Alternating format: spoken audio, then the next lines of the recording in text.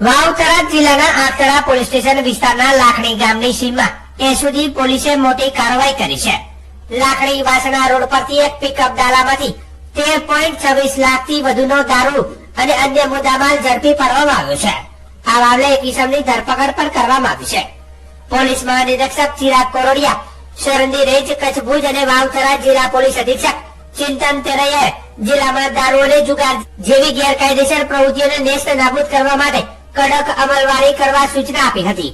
આ સૂચનાના આધારે એસઓજી શાખાના ઇન્ચાર્જ પોલીસ ઇન્સ્પેક્ટર આર.એસ. દેસાઈ અને તેમના સ્ટાફના માણસો પેટ્રોલિંગમાં હતા તે દરમિયાન મળેલી ચોક્કસ બાતમીના આધારે એસઓજી ટીમે લાખણી ગામની સીમમાં લાખણી વાસણા રોડ ઉપર હિંગલાજ માતાજીના મંદિર પાસે GJ08AU 6324 નંબરના પિકઅપ ડાલાને રોક્યો હતો.